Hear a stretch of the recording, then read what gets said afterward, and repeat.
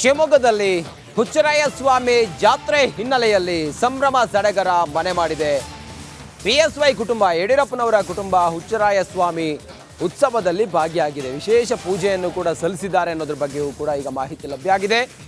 ಶಿವಮೊಗ್ಗದಲ್ಲಿ ಹುಚ್ಚರಾಯ ಸ್ವಾಮಿಯ ರಥೋತ್ಸವದ ಹಿನ್ನೆಲೆ ಯಡಿಯೂರಪ್ಪ ಅವರ ಕುಟುಂಬ ಭಾಗಿಯಾಗಿದೆ. ದೇವಸ್ಥಾನಕ್ಕೆ ಭೇಟಿ ನೀಡಿ ಪೂಜೆಯನ್ನು ಸಲ್ಲಿಸಿದ್ದಾರೆ ಬಿಎಸ್ವೈ ಕುಟುಂಬದ ಆರಾಧ್ಯ ದೈವ ಹುಚ್ಚರಾಯ ಸ್ವಾಮಿಯ ರಥೋತ್ಸವ ಇವತ್ತು ಶಿಕಾರಿಪುರದಲ್ಲಿರುವ ಹುಚ್ಚರಾಯ ಸ್ವಾಮಿ ದೇವಸ್ಥಾನಕ್ಕೆ ಯಡಿಯೂರಪ್ಪನವರು ಹೋಗಿ ಪೂಜೆ ಮಾಡಿ ರಥೋತ್ಸವದಲ್ಲಿ ಇವತ್ತು ಭಾಗಿಯಾಗ್ತಾರೆ. ಹುಚ್ಚರಾಯ ಸ್ವಾಮಿ ದೇವಸ್ಥಾನಕ್ಕೆ ಯಡಿಯೂರಪ್ಪನವರ ಇಡೀ ಕುಟುಂಬವೇ ಹೋಗಿದೆ ಅನ್ನೋದ್ರ ಬಗ್ಗೆ ಈಗ ಮಾಹಿತಿ ಸಿಕ್ಕಿದೆ. ವಿಶೇಷ ಪೂಜೆಯನ್ನು ಕೂಡ ಸಲ್ಲಿಸಿದ್ದಾರೆ ಯಡಿಯೂರಪ್ಪ.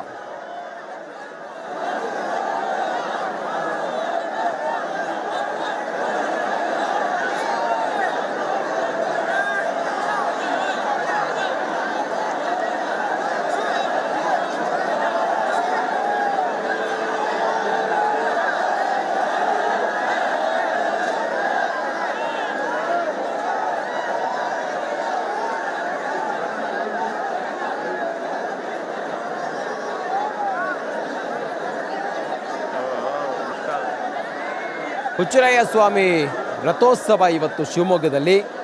ರಥೋತ್ಸವದಲ್ಲಿ ಯಡಿಯೂರಪ್ಪನವರ ಕುಟುಂಬ ಇವತ್ತು ಭಾಗಿಯಾಗಿದೆ. ದೇವಸ್ಥಾನಕ್ಕೆ ಭೇಟಿಯನ್ನು ಕೊಟ್ಟು ಯಡಿಯೂರಪ್ಪನವರು ವಿಶೇಷ ಪೂಜೆಯನ್ನು ಸಲ್ಲಿಸಿದ್ದಾರೆ. ಬಿಎಸ್ವೈ ಕುಟುಂಬದ ಆರಾಧ್ಯ ದೈವ ಹುಚ್ಚರಾಯ ಸ್ವಾಮಿ ಶಿಕಾರಿಪುರದಲ್ಲಿರುವ ಹುಚ್ಚರಾಯ ಸ್ವಾಮಿ ದೇವಸ್ಥಾನದಲ್ಲಿ ರಥೋತ್ಸವಕ್ಕಾಗಿ ಯಡಿಯೂರಪ್ಪನವರು ಫ್ಯಾಮಿಲಿ ಸಮೇತ ಹೋಗಿದ್ದಾರೆ. ವಿಶೇಷ ಪೂಜೆಯನ್ನು ಕೂಡ ಸಲ್ಲಿಸಿದ್ದಾರೆ.